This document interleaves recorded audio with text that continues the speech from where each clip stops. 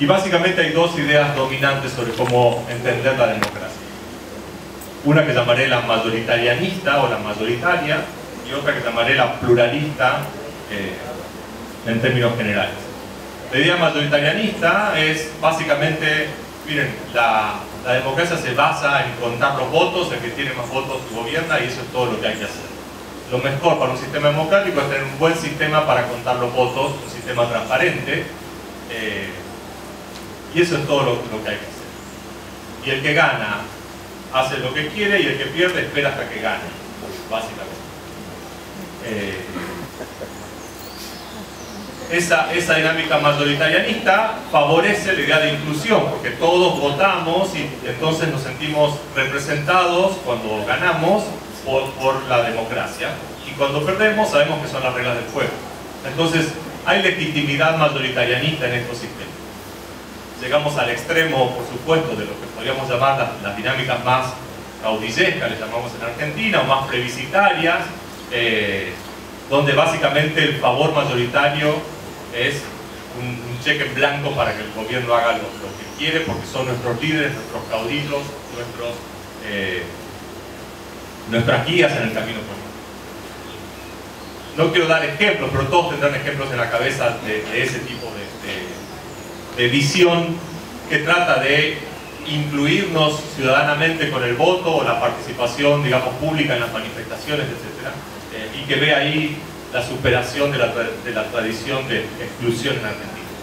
Del otro lado, tampoco voy a dar ejemplos que yo tengo en mente, pero todos seguramente los tendrán, está la idea más pluralista, también llamada más tecnocrática de la democracia, que trata de limitar la arbitrariedad, que es el otro mal. Sistemas políticos de expertos, de profesionales, donde los grandes grupos, digamos, relevantes de la comunidad política puedan ir estableciendo negociaciones, acuerdos y directrices comunes para llevar adelante la gobernabilidad del país, aseguran el Estado de Derecho contra el capricho de algún caudillo, etc. Esas dinámicas pluralistas tratan de asegurar gobernabilidad, atenuar la influencia de las comunidades movilizadas, y por supuesto dan lugar a dinámicas elitistas en algún sentido. En un caso se necesita el pueblo en la calle, pero solo en la calle y en las urnas, y en el otro caso se necesita el pueblo haciendo lo que tiene que hacer en su casa, mientras los expertos organizan la cosa pública. En un caso la rendición de cuentas es electoral, y fundamentalmente electoral, y nada más que electoral.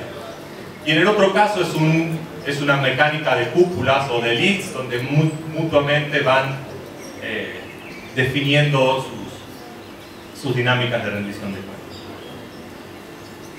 Y básicamente eso es todo lo que hemos inventado hasta ahora. Bueno, mi tercer punto. En esas dos ideas de democracia, que son valiosas porque ayudan a superar nuestros déficits más importantes de exclusión y de arbitrariedad, las entidades de fiscalización básicamente no son importantes. Y eso es dramático para todo lo que entendemos que hay algo especialmente valioso en el trabajo de las entidades de fiscalización. En las democracias mayoritarianistas no son importantes porque está el pueblo votando, y el sistema de rendición de cuentas solamente es electoral o fundamentalmente electoral. Una entidad de fiscalización que le vaya a decir a un líder validado mayoritariamente en una elección que está cometiendo errores administrativos o transgrediendo deberes legales, básicamente es un estorbo para esa democracia. Y en la democracia que le llamaré elitista o pluralista o tecnocrática, bueno, la entidad de fiscalización tiene un rol muy subalterno, puede ayudar a algunos mecanismos de transparencia interna, pero como lo hace cualquier otra dependencia experta tecnocrática. De hecho, la función de fiscalización o de control ha sido tradicionalmente ejercida en nuestros países, incluso antes de tener democracia, incluso cuando no teníamos democracia. No hay ninguna vinculación específica entre entidades de fiscalización y democracia con estas dos ideas. Y la relación con el ciudadano también es completamente irrelevante. El cliente y el beneficiario del control eventualmente podrían ser las esferas del gobierno, pero no la ciudadanía, en estas ideas de la democracia. Como digo, estas dos ideas de la democracia, que son las que hemos estado explorando en los últimos 30 años, a mí me parecen insatisfactorias. La que garantiza inclusión no garantiza sujeción a las reglas y no arbitrariedad, y la que garantiza racionalidad en la gestión de la cosa pública no garantiza inclusión ciudadana. En los últimos 30 años se ha discutido filosóficamente una concepción que yo considero muy atractiva sobre la democracia, que suele llamarse la democracia deliberativa o participativa y deliberativa, que ataca estos dos males al mismo tiempo: el mal de la exclusión y el mal de la arbitrariedad. Y básicamente la idea de la democracia deliberativa es que un Estado democráticamente legítimo es aquel que nos incluye a todos como participantes de la discusión pública a la hora de tomar las decisiones, y que toma las decisiones no en base al criterio mayoritario, sino en base al criterio del ejercicio de la razón pública y de la discusión de argumentos públicos.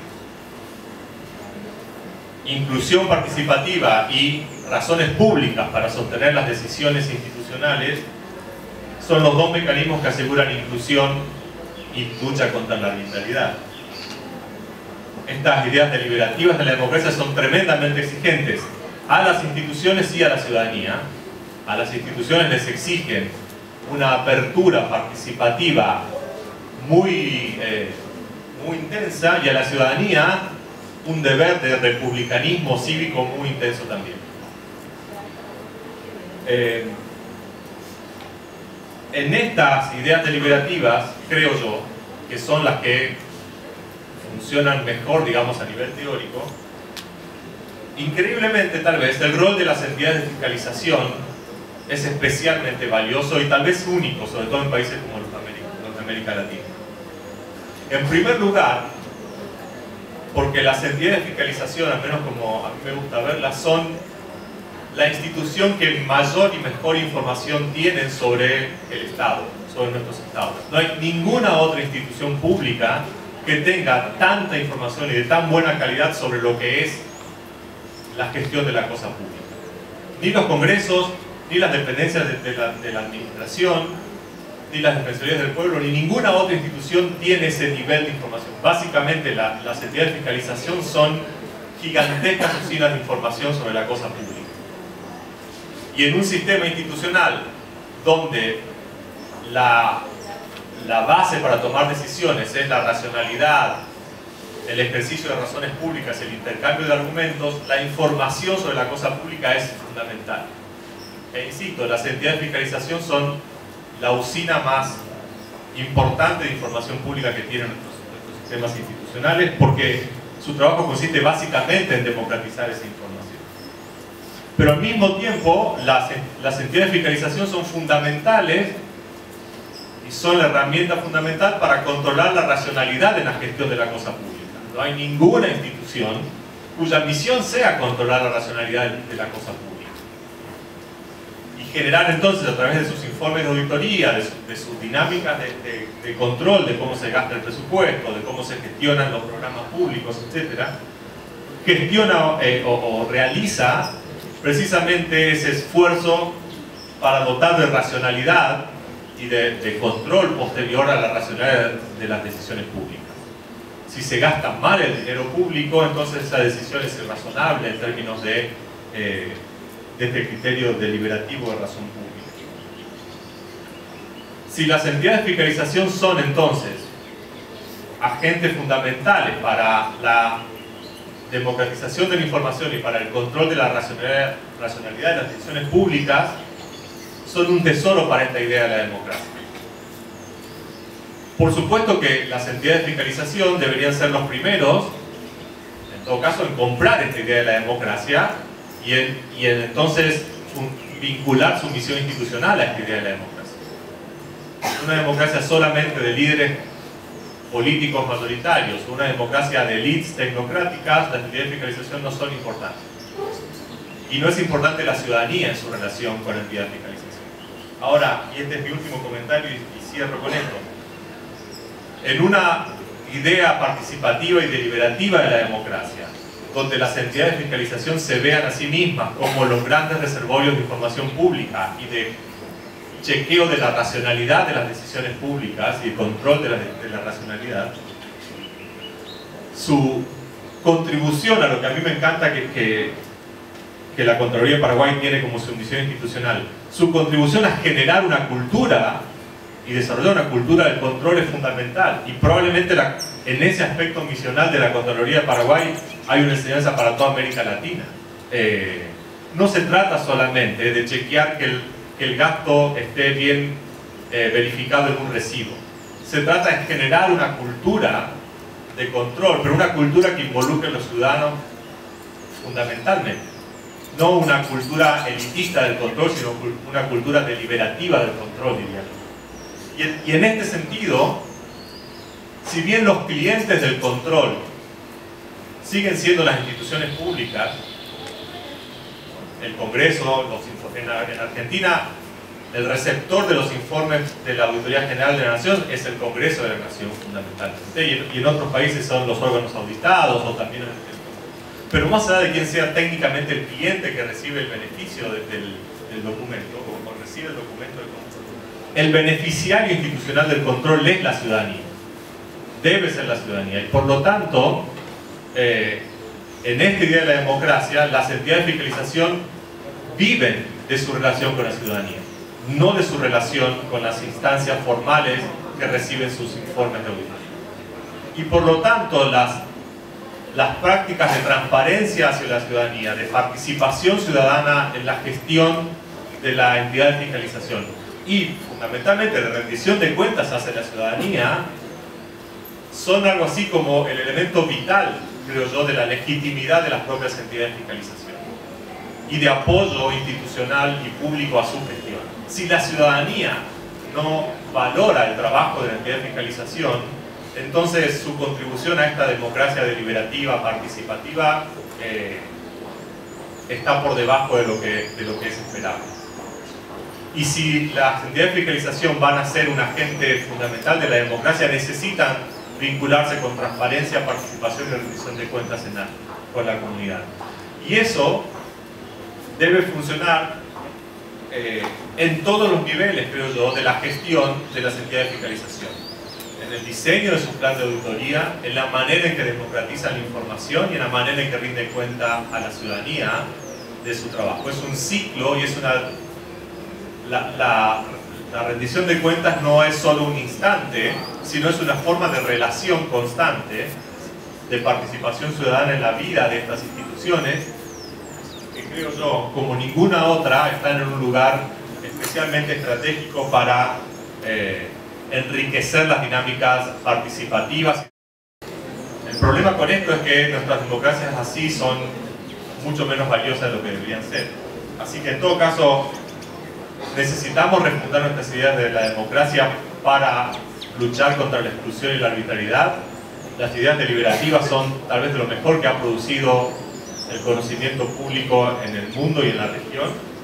Y en esas ideas las entidades de fiscalización podrían tener en nuestros países un rol especialmente importante, y eso les demanda, creo yo, ver su relación con la ciudadanía como un desafío especialmente fundamental de su misión institucional en términos de transparencia, participación y rendición de cuentas.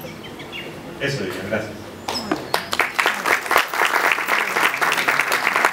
Antes de tomar las ideas que planteaba Gustavo, debo hacer primero una advertencia muy parecida a la de Gustavo, pero al contrario, yo no tengo impunidad en las opiniones porque lastimosamente trabajo para un organismo gubernamental de relaciones internacionales, especialmente en el instrumento por excelencia de eso que se llama confraternidad multilateral de la cooperación. Por eso la corbata roja del uniforme de la GIZ de la cooperación alemana. Y en ese sentido mi advertencia es que si bien puedo gozar de la impunidad, sí quiero decir que cualquier semejanza con hechos, personas, de lo que voy a decir es pura coincidencia, es pura semejanza y pura obstinación de la realidad. Nadie, absolutamente nadie debería sentirse aludido, pero tampoco debería sentirse excluido si de alguna manera se siente aludido. porque yo creo que la rendición de cuentas es perfectamente eso lo que mencionaba Gustavo, una nueva genética para el buen funcionamiento de las instituciones, sobre todo las que manejan recursos públicos. Y creo que todos acá somos eso, funcionarios públicos, y tenemos que desarrollar ese gen de la rendición de cuentas. Por otro lado, en lo que se refiere a lo que Fabián mencionaba de quién soy yo, quiero hacer una distinción bastante grande para no ganarme alguna bofetada de algún politólogo, porque ellos sí que son sensibles cuando los politólogos dicen que son politólogos y no lo son. Yo no estudié ciencia política, yo estudié administración pública, que es de lo que nos encargamos aquellos que decimos que los politólogos hablan mucho y hacen poco. En administración pública nos encargamos de poner en práctica las ideas que se inventan los científicos políticos, por lo menos de la manera como planteamos problemas. Y ahora sí entro en materia. Destaco, aunque todo podría destacarse, y repetiría una a una cada palabra de Gustavo, quiero hacer énfasis en tres ideas fundamentales de su intervención. La gran pregunta de cómo combatir la arbitrariedad, de cómo se toman las decisiones, y quién juzga si las decisiones fueron bien tomadas y por supuesto bien implementadas. La preocupación de siempre, no solamente con la calidad del gasto público, es la de lograr que cada vez más haya una línea gruesa entre el ejercicio de la autoridad y el autoritarismo. Es muy delgada la línea, y yo creo que la rendición de cuentas ayuda a trazar una línea mucho más gruesa entre eso, autoritarismo y autoridad entendida como fuente de legitimidad en el aspecto moderno del contrato social, de que le pedimos a una entidad llamada Estado de ocuparse de solucionar problemas públicos. Y por lo tanto, en esa relación contractual le tenemos que pedir a quienes contratamos para que nos cuente cómo lo hizo, qué hizo y cómo se puede hacer mejor. Yo quisiera destacar también el punto de la exclusión social. Efectivamente, la delgada línea entre autoritarismo y autoridad tiene una exclusión, y no solamente en el aspecto económico y social, sino también en la manera como los ciudadanos entienden al Estado, y para qué existe el Estado. Y cuando hablo de ciudadanos, hablo de cualquier ser humano que ocupa las calles de nuestra sociedad, sin importar si tienen mayoría de edad, si saben leer o escribir, ni importa tampoco su nivel de educación. Pero lo que sí es enfático es que hay una abrumadora ignorancia de parte del Estado y de parte de los ciudadanos en lo que le corresponde hacer a cada uno. Y nuevamente la rendición de cuentas ahí es un buen espacio para hacer pedagogía de lo que le corresponde a cada actor en la sociedad. Y el tercer aspecto del que quisiera subrayar la intervención de Gustavo es del que quiero partir, es de cómo podemos disminuir esa ignorancia y el rol de las EFS en lo que se refiere a producir o a transformar datos en información objetiva. Yo creo que las EFS son eso, una fábrica por excelencia para transformar datos simples, aislados, en un estado que le cuesta mucho coordinarse, porque la mayoría de los estados son entidades consteladas con un sinnúmero de tareas, y cada entidad maneja datos, pero las EFS, las Contralorías, las auditorías, tienen el privilegio de estar en un sistema de ver por encima de todos esa constelación de datos, unirlos, interpretarlos y producir información para reflexionar sobre las decisiones tomadas, las decisiones que deben ser corregidas para hacer que cada guaraní, en el caso paraguayo, produzca más de lo que supuestamente su escasez impide que produzca en cuanto a calidad de impacto del gasto público. Mi preocupación además, creo que sumando esas tres preocupaciones de Gustavo sobre la exclusión, la arbitrariedad y de qué hacemos con tantos datos, quién juzga cuáles datos son benignos y veraces. Creo que también hay un tema de credibilidad en las instituciones, de afán por resolver las necesidades básicas insatisfechas, y hay un problema de confianza en la región, que yo diría que no solamente de la región, Gustavo, como tú anotabas, que América Latina adolece de muchas cosas, pero por Dios, hace 60 años Europa se mató, 70 millones de muertos, Segunda Guerra Mundial, por culpa de las arbitrariedades de las instituciones. Aquí por fortuna no hemos llegado a ese nefasto escenario. Bueno, la Unión Europea ya aprendió su lección, esperemos que no la repita, aunque los hechos nos estén advirtiendo otra cosa en la actualidad, pero estoy seguro que no va a volver a pasar, ¿no? Ojalá. Pero en América Latina sufrimos sobre todo de crisis de desconfianza, y con desconfianza es muy difícil apostarle al futuro. Y por eso, sin que yo comparta, y aquí ojalá la impunidad se me aplique, algunas políticas del Banco Mundial, hay unos indicadores que ellos diseñaron sobre la buena gobernanza o la buena gobernabilidad, más que la capacidad de tres actores principales: el Estado, la sociedad civil y el sector privado, para poder hacer acuerdos básicos en torno a 6 criterios que podrían aumentar la capacidad de establecer un futuro y de anticipar el futuro, actuando con razón y con contundencia en cuanto a políticas públicas para poder transformar realidades desde hoy. Son 6 criterios y todos tienen que ver con la calidad de los gobiernos y de las sociedades. El primero, la estabilidad política y la ausencia de la violencia.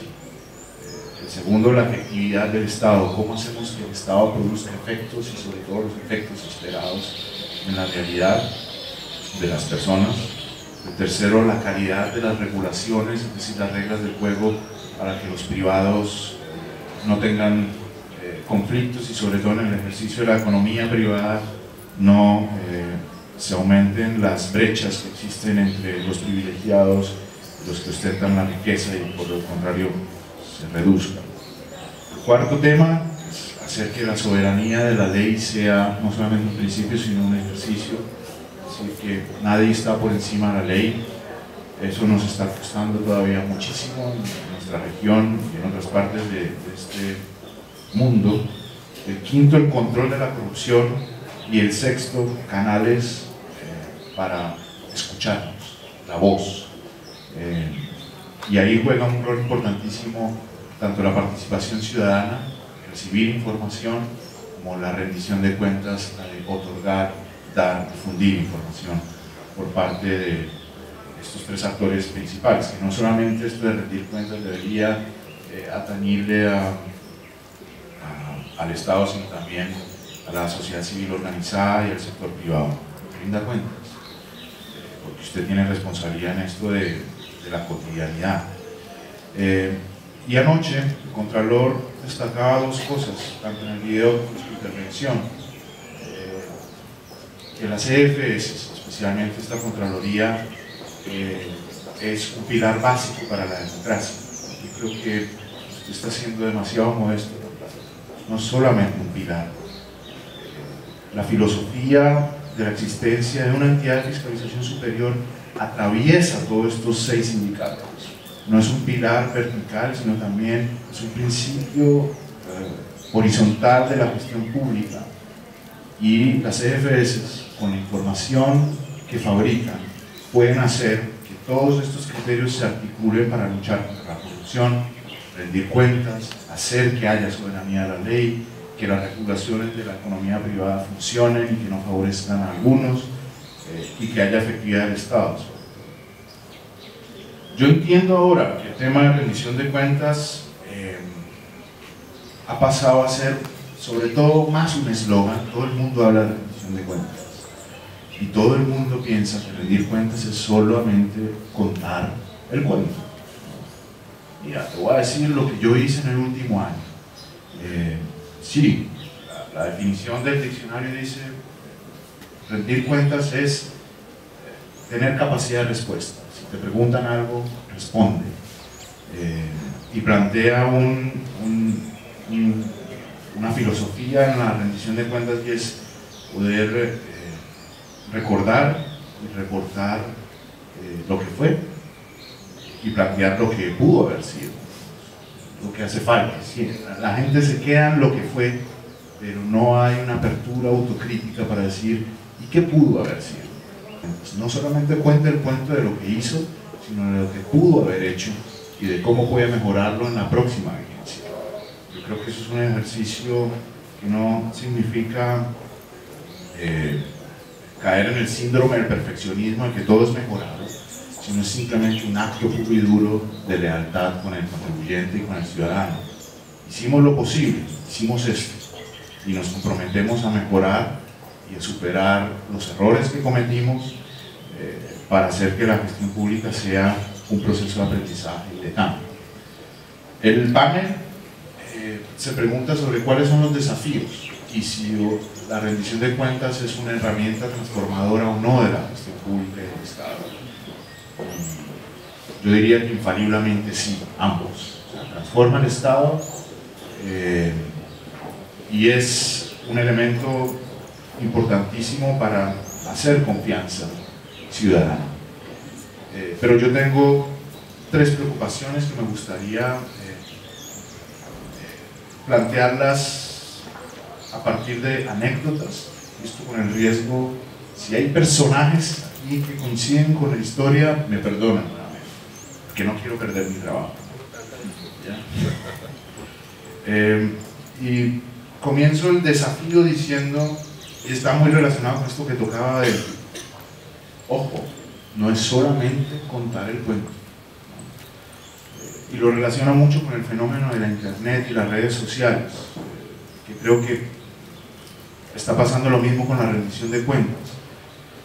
La internet, las redes sociales e incluso la rendición de cuentas puede ser el sueño cumplido de la ilustración, información, conocimiento al servicio universal de todos, pero puede ser la peor pesadilla también, y ustedes mismos lo saben, lo que puede haber como matoneo en las redes sociales, que simplemente interpretan la información como quieran y, perdónenme la expresión, se te atraviesan en la vida y dañan tu reputación. Y eso puede ser uno de los males de la rendición de cuentas, como lo es de la internet.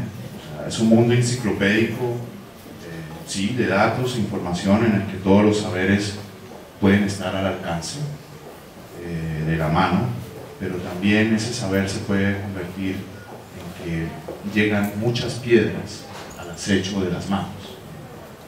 Piedras que pueden hacer mucho daño si la información no es buena, si la información se utiliza mal, y ahí las entidades de fiscalización superior tienen mucho que hacer. Y las anécdotas, en cuanto a ese desafío de la peor pesadilla, me gustaría mencionar tres, para que me pueda expresar mejor con ejemplos y no quedarme en la teoría de la observación. La primera, era 1992, yo aún estaba en la escuela, en el último año, tuve el privilegio de hacer una pasantía en Naciones Unidas, en Nueva York, era septiembre, la tercera semana, Asamblea General. Tenía una compañera del colegio, cubana, exiliada, en Cali, mi ciudad, en Colombia. Fuimos allá y mi compañera se cruzó con el comandante Fidel Castro. Dijo, comandante, comandante, su tono cubano. ¿Qué pasó con la revolución, Fidel? ¿Esto es la revolución? Y Fidel Castro se detuvo, guardó silencio, la observó y solamente respondió, tenés los mismos ojos de tu madre. Todos quedamos desconcertados. uno diría que es la autoridad en contacto con los ciudadanos, pero en cuanto a rendición de cuentas, esa es la respuesta que esperábamos. Están preguntando algo al Estado y el Estado responde cualquier otra cosa para desconcertar. Y eso crea sinsabores, mina la confianza. La segunda anécdota o la perspectiva del trabajo sobre los peligros de la rendición de cuentas puede ser algo muy parecido con lo que Johann Sebastian Bach inventó en la música clásica. Se supone que todo el método, si ustedes observan las partituras, casi toda la música clásica es un fenómeno cíclico, que va entre curvas de mucha euforia y mucha tranquilidad. Euforia, tranquilidad.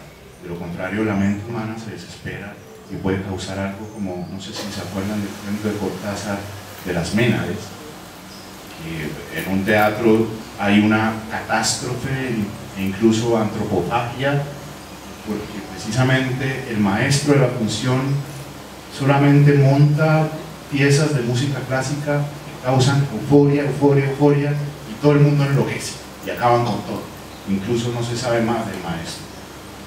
Y eso puede ocurrir con la rendición de cuentas, y Johann Sebastian Bach inventó algo muy peligroso, muy parecido a las Ménades de Cortázar, y es que rompió con lo cíclico de la música clásica,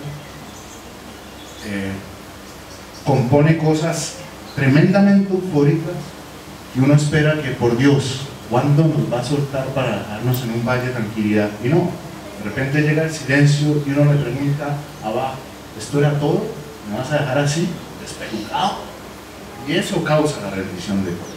O sea, Bach fue muy criticado por eso, porque despelucaba demasiado e intranquilizaba demasiado a su gente. Después, ¿qué pasaba? Decían, bueno, ¿me vas a dejar así? Y eso pasa con la rendición de cuentas. Alborota, puede ser muy peligroso porque genera descontento también. Así como Fidel Castro con mi compañera de filial. No responden lo que se quiere. Y lo tercero, tiene que ocurrir muchísimo, y es lo que más me encanta de la rendición de cuentas, que se convirtió como eslogan. No sé si se acuerdan el fenómeno que causó Joaquín Sabina cuando recién estaba incorporando sus canciones, su estilo de poema en las canciones, y todo el mundo quedaba perplejo. Y Sabina es algo así como el Adonis de la palabra, como el Afrodita en versión masculina, de que, o sea, uno escucha peligrosamente, si tienes 2 tragos encima de Sabina, pues, te exorcizas. Y Sabina reinventó muchas cosas, resignificó demasiadas, especialmente el concepto del amor. No sé si recuerdan la canción de Sin embargo, donde Sabina pone un poema contundente diciendo que se muere por ella, pero que sin embargo podría estar con otras más. ¿Ya? Es un nivel de sinceridad que es inaceptable para el amor y para cualquier otro tipo de relación de empatía, sea ciudadano o Estado. Decía, de sobra sabes que eres la primera, te juro que por ti daría la vida entera, y sin embargo te engañaría con cualquiera. Es una sinceridad que está impresa en la rendición de cuentas. Yo creo que ahí tenemos que jugar muchísimo con eso, y ser muy francos con el público que nos consulta, decirle, hicimos esto, pero también fallamos en lo otro. Lo bueno de Sabina es que al final el tipo nos confiesa que puede dormir todas las noches y, a pesar de estar con otras, solo sueña con ella. Para que no me acusen que yo estoy justificando a Sabina.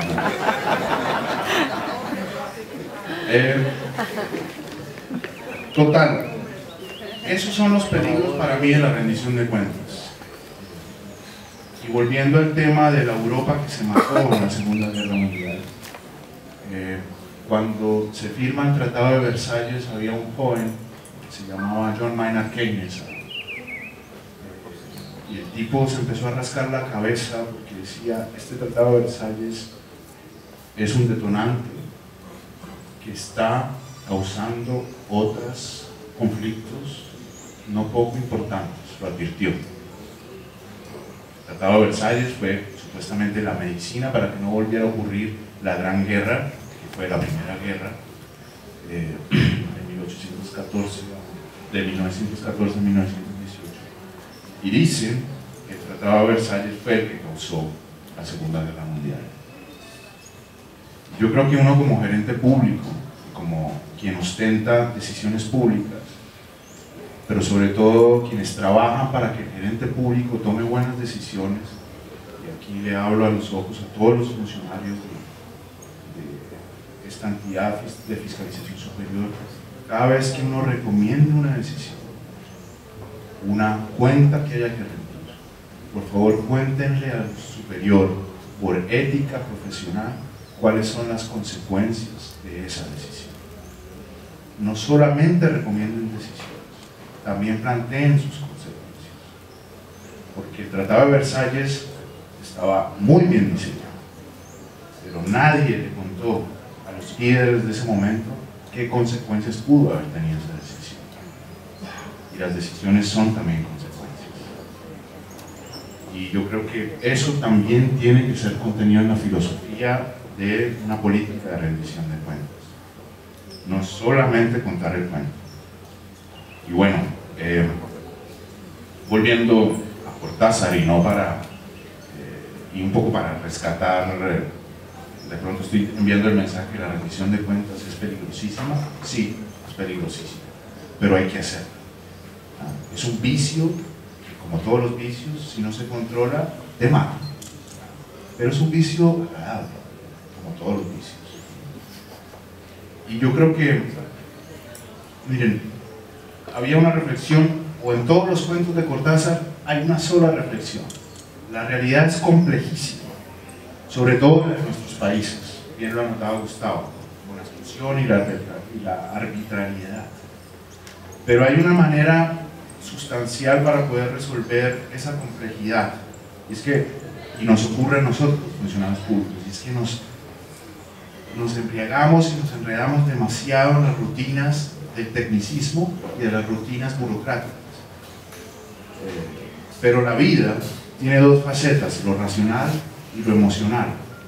Cuando nos enfrascamos en lo racional, nos embriaga la rutina, y la rendición de cuentas puede ser un puente excepcional para la administración pública entre lo racional y lo emocional, porque lo emocional nos ayuda a hacer preguntas de cómo se puede hacer mejor lo racional.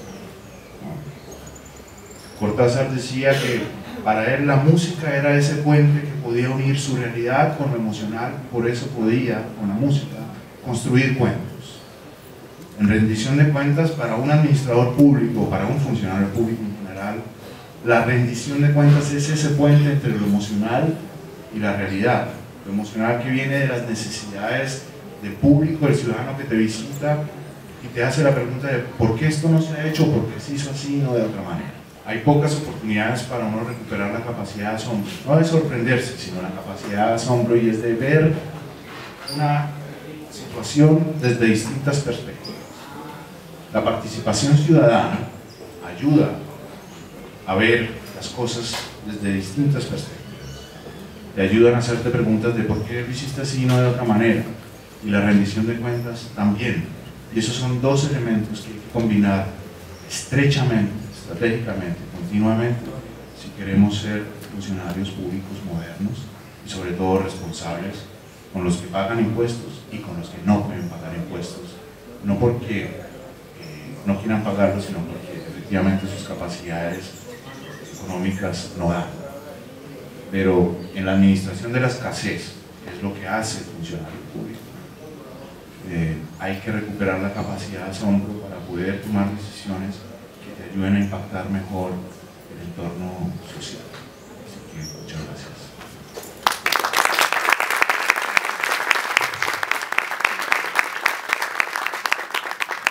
Alejandro me advirtió que mis preguntas eran complicadas, porque como ellos no pidieron preguntas, sino yo les dije, vamos a sentarnos en un lugar cómodo, vamos a conversar como amigos que somos. Entonces, más que hacer preguntas, me gustaría ahondar algunas de las ideas que esbozaste, Gustavo, y que me parecen sumamente lúcidas. Y eso que es temprano. Es temprano y con café. Yo lo hago. Quería hablar, Gustavo. Nuestras democracias viven de la crisis. Vivimos sociedades con emergencias de necesidades de políticas públicas, de necesidades insatisfechas, de recursos económicos, de pobreza, de exclusión. Eso es cierto. Pero si uno tiene esa retrospectiva y esa mirada, o sea, y una metáfora clara es esta, la que estamos viviendo hoy. Esta casa era una casa que pertenecía a un ex jerarca del último régimen militar que tuvo el Paraguay. Estamos frente a miembros de una entidad fiscalizadora hablando de temas como participación ciudadana, democracia. Creo que estamos avanzando hacia la construcción de lo que vos planteabas, nuevas ideas. Y en la lógica de la democracia deliberativa que vos planteaste como donde mejor resultan las entidades fiscalizadoras, donde ven como esa mirada de apogeo hacia una función que verdaderamente es vital y que importa, hay ciertas condiciones que son necesarias. Y en esas condiciones convivimos en estas sociedades latinoamericanas con el desencanto de las grandes masas, porque cuando pensábamos que la democracia solucionaba problemas, ¿verdad? En realidad la democracia es más compleja, implica un nivel de predisposición más complejo, implica que todos tengamos capacidad de abrirnos hacia nuevas ideas, para que podamos cambiar algunas de las rutinas que teníamos desde colonia. Y lo otro es, la democracia deliberativa implica diálogo democrático, ¿sí? Plural.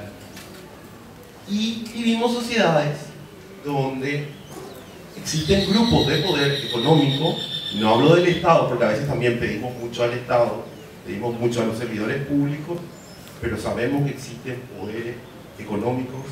Hoy, antes de este conversatorio que estaba haciendo, el conversatorio de la gente de gestión ambiental, se tiró una cifra, se dijo en el Paraguay 300 millones de dólares en el negocio de la deforestación de bosques. Es decir, hay grupos económicos poderosos, hay medios de prensa que son parte de grupos económicos. Entonces, esa democracia deliberativa que está incipiente, que hace que se pondere la actividad de la entidad fiscalizadora como un verdadero pilar de la democracia, necesita ciertas condiciones. A ver, ¿cuál sería desde este lugar y desde esta perspectiva, la perspectiva de Estado y desde la perspectiva de sociedad civil, cuál sería el camino a profundizar esa democratización? Comparto plenamente tu reconstrucción. Una idea exigente de la democracia, como estas concepciones deliberativas, que son muy atractivas porque nos prometen superar los grandes males que tenemos, requiere ciertas condiciones. Y nos pone el desafío de empezar a jugar ese juego con comunidades políticas que están desencantadas, como decís vos, con la democracia, y con estructuras, vamos a llamarles sociales para ser generales, que parecen muy amenazantes para esas condiciones, ¿no? Sobre todo el desequilibrio de poder institucional privado o público por un lado. Así que eso da una idea del tamaño del desafío de las democracias latinoamericanas. Y una respuesta tentadora es, bueno, no, en realidad sucumbamos a eso, dejémonos llevar por democracias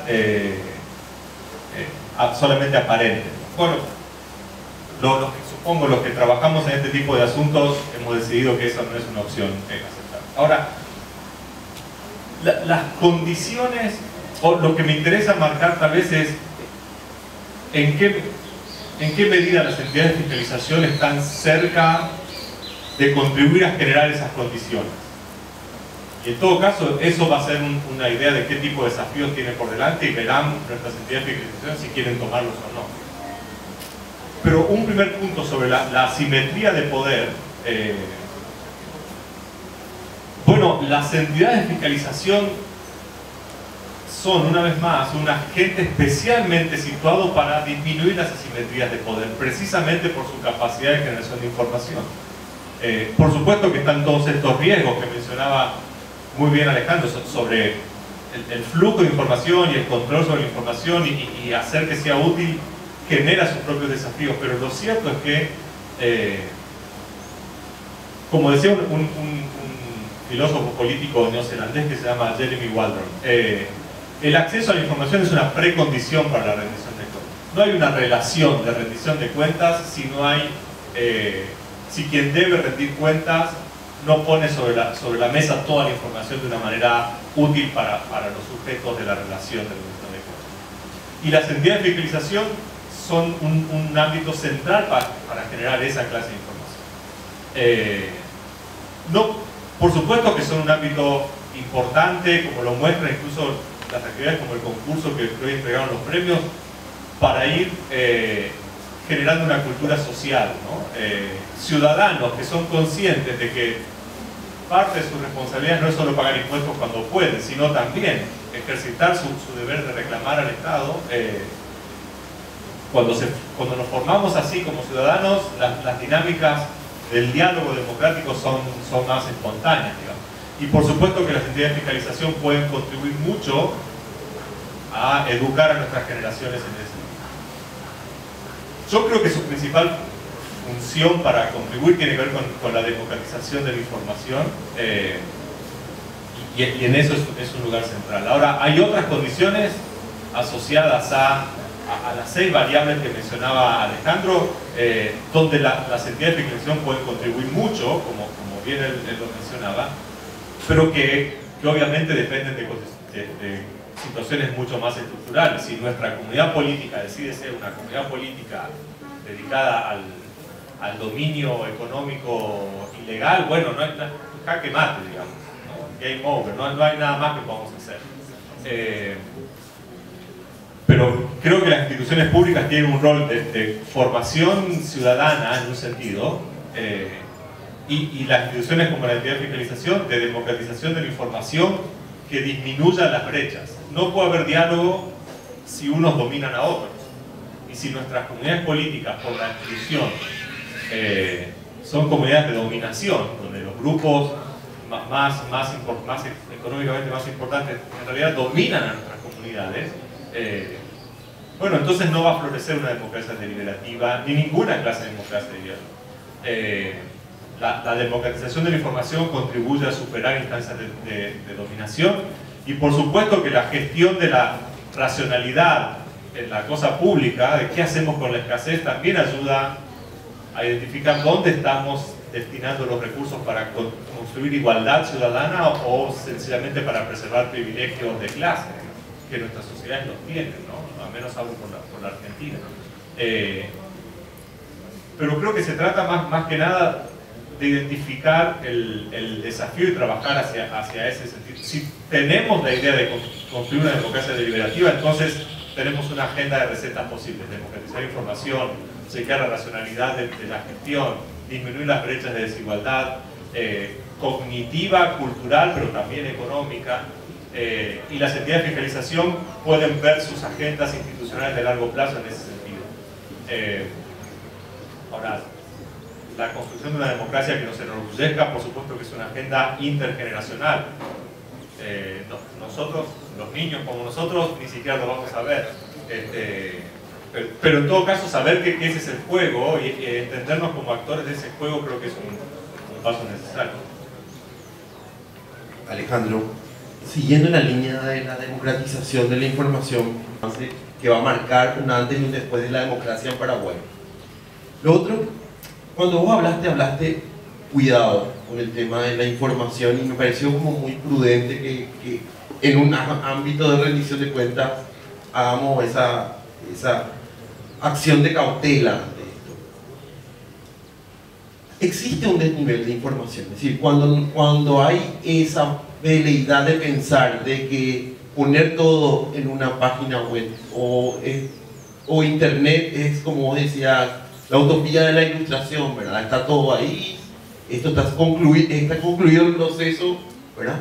Sabemos que estamos en sociedades que conviven con la exclusión de grupos, con analfabetismo. O sea, me gustaría como profundizar eso y reflexionar un poco sobre tu cautela hacia la democratización de la información y hacia ese sueño utópico de que con la cuestión del tiempo real todo se soluciona y se cierra.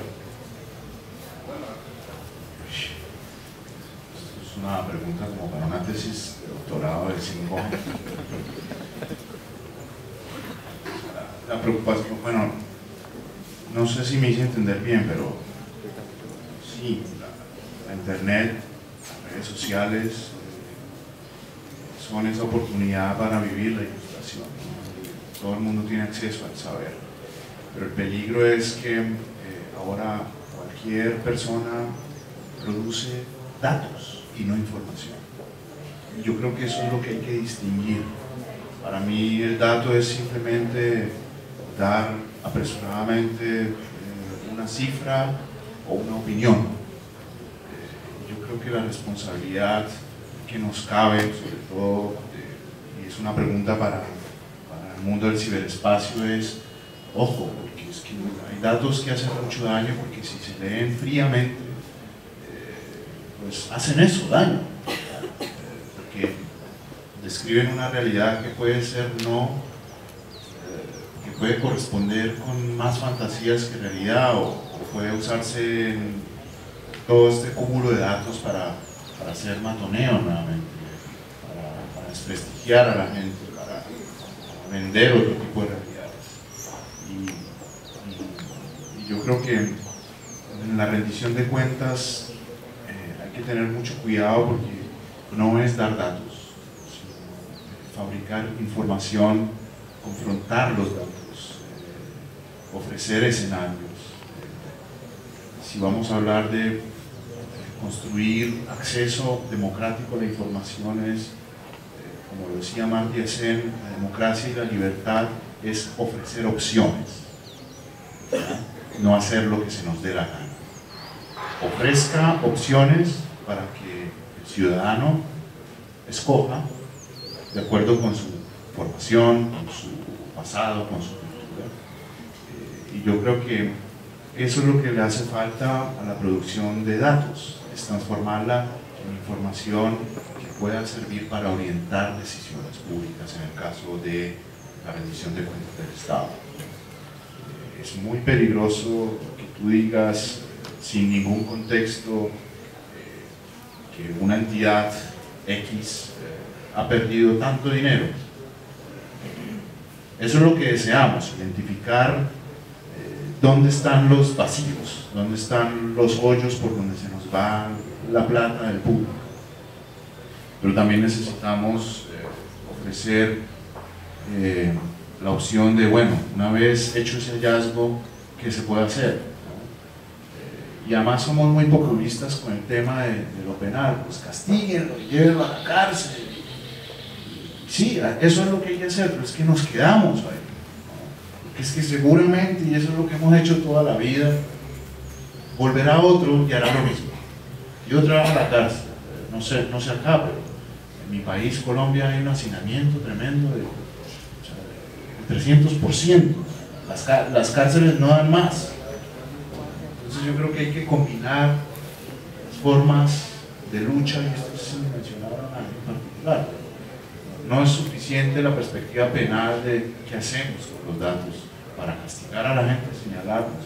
Es que hay que resolver problemas estructurales.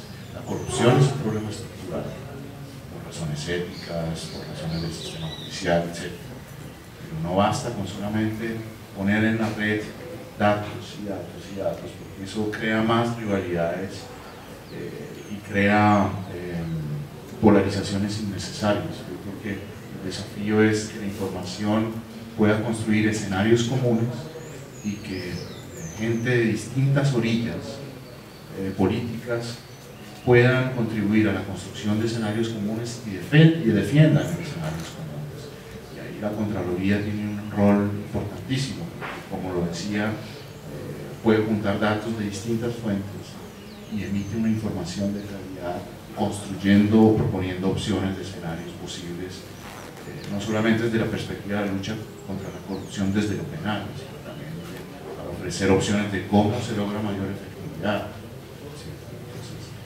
Creo que, bueno, tú lo decías, 25 años después, o 23, 25, toda una generación, se emite una ley de acceso a la información.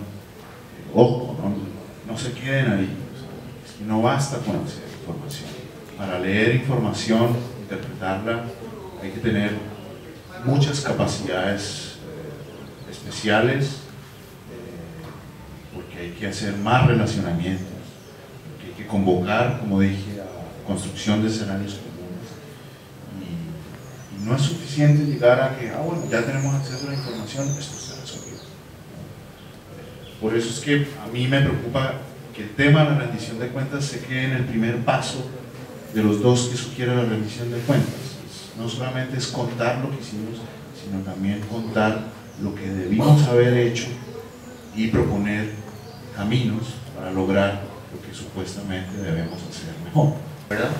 Aprovechando también y agradeciendo la presencia de compañeros y compañeras de otras entidades realizadoras de América Latina. La pregunta es, ¿qué vimos? En un minuto. Mira, yo creo que el trabajo que hace la Organización Latinoamericana de Entidades de Fiscalización Superior es ejemplar desde el método, porque con recursos muy escasos decidieron las Contralorías trabajar en red y producir herramientas para solucionar problemas comunes y herramientas en conocimiento, en herramientas que puedan producir conocimiento enfocado a relevar buenas prácticas, en establecer un sistema de alertas de peligros, de hacer mal el control fiscal y de poder hacer una construcción de recomendaciones entre todos a nivel Contralorías y Auditorías Generales, en general, autoridades de fiscalización superior, de tener ese privilegio de dialogar sobre aspectos comunes, necesidades comunes y las demandas que hay en cada uno de los países para la lucha contra la corrupción. Sobre todo hay algo bien interesante ahora que decidió hacer la red de Contralorías, que es la OCDE, es la de volverse un agente protagónico para exigir y promover la calidad, no tanto el control del gasto público, sino dar ese paso del control a la calidad del gasto público. Como decía Gustavo, no es suficiente con consolidar todas las cuentas y ver que todos los números cuadran, sino preguntarse, bueno, ¿usted qué produjo? ¿Produjo lo que esperaba? ¿O hacemos alguna reconfiguración del tipo de decisiones que se hicieron en gasto público para verdaderamente procurar calidad del gasto público? Y yo creo que ahí hay una organización que le puede contar a muchas otras de cómo se hace muchísimo con muy pocos recursos, solo con ganas y con necesidades y escenarios.